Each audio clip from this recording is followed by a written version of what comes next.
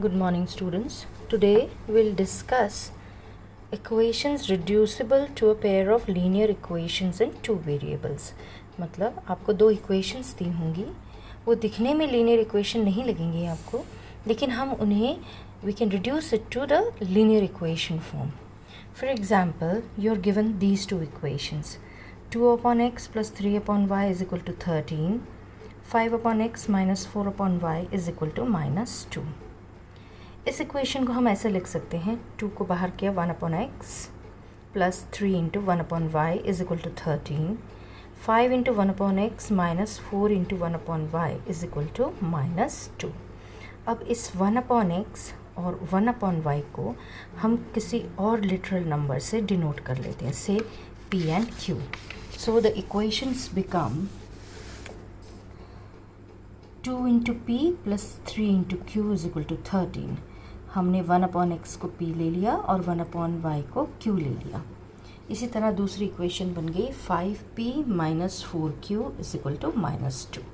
अब ये दोनों लीनियर इक्वेशंस बन गई हैं और इसे हम चाहे एलिमिनेशन मेथड लें, चाहे सब्स्टिट्यूशन मेथड लें, चाहे क्रॉस मल्टीप्लिकेशन मेथड लें, इन तीनों में से किसी भी मेथड से सॉल्व कर सकते हैं.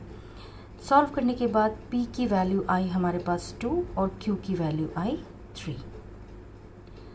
Now p is 1 by x. p is 1 by x. तो p equals to 1 upon x is equal to 2. This implies x is equal to 1 by 2. x इधर चला गया, 2 इधर आ गया. इसी तरह q is equal to 1 upon y and that is equal to 3 implies y is equal to 1 by 3. इसी तरह से एक एग्जाम्पल और लेते हैं. ये एक दो इक्वेशंस दी हुई हैं आपको.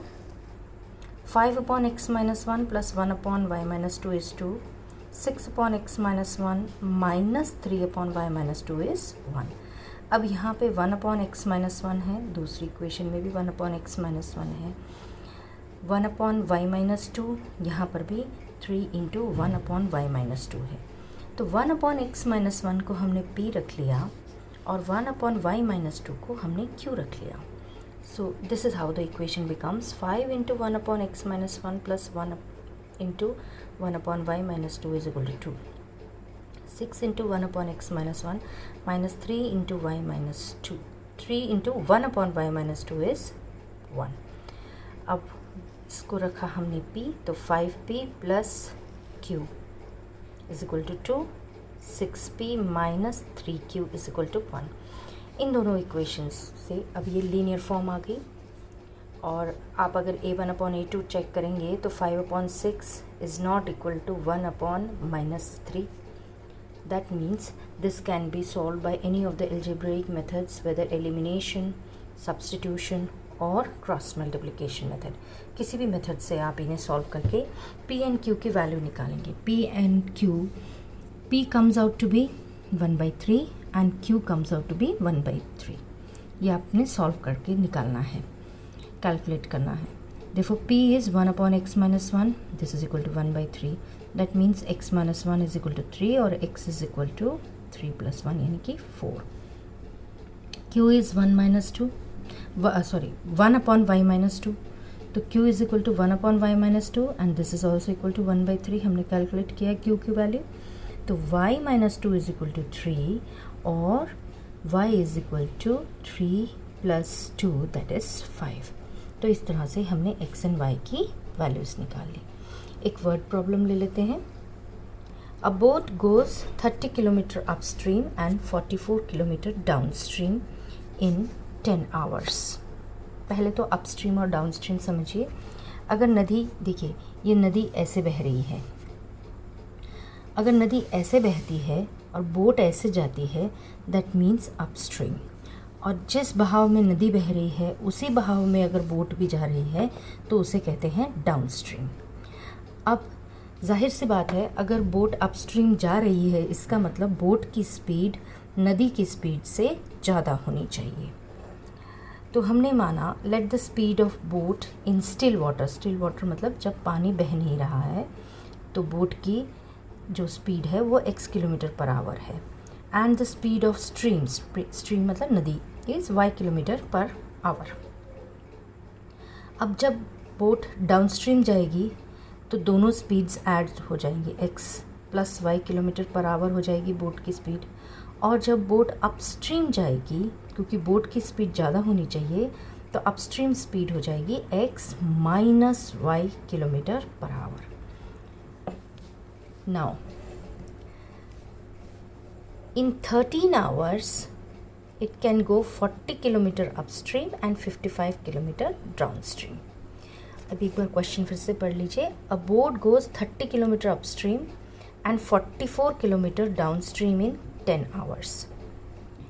अब आप जानते हैं speed is equal to distance upon time, या time is equal to distance upon speed.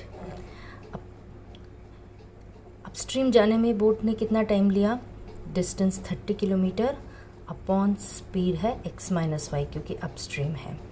और 44 किलोमीटर जाने के लिए कितना टाइम लेगी, डिस्टेंस 44 किलोमीटर अपॉन डाउनस्ट्रीम है, तो स्पीड हो जाएगी x प्लस वाई। तो अगर हम अपस्ट्रीम का टाइम t1 और डाउनस्ट्रीम का टाइम t2 ले लें, तो दोनों को ऐड करने से हमें 10 आवर्स मिलना चाहिए। That means 30 upon x minus y, क्योंकि अपस्ट्रीम है, plus 44 upon x plus y is equal to 10 hours. इसी तरह से दूसरी इक्वेशन बन जाएगी 13 आवर्स में it goes 40 kilometre upstream and 55 kilometre downstream. तो अपस्ट्रीम जाने के लिए टाइम लगा 40 किलोमीटर अपॉन स्पीड हो गई x minus y, plus 55 kilometre upon downstream speed x plus y, and that together gives you 13 hours. The boat takes 13 hours. तो इस तरह से हमारे पास दो इक्वेशंस बन गई, 30 upon x minus y plus 44 upon x plus y is 10, 40 upon x minus y plus 55 upon x plus y is 13। 1 upon x minus y को u ले लिया और 1 अपॉन एक्स प्लस वाई को v ले लिया।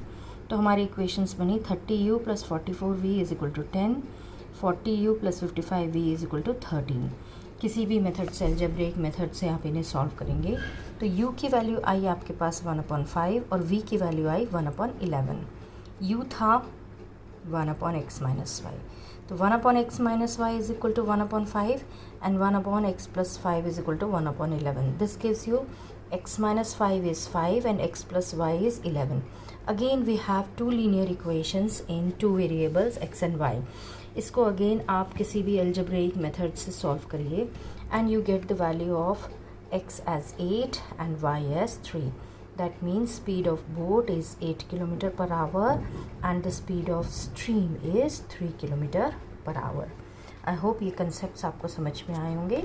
इस पर based है आपकी exercise 3.6 which is your assignment for today.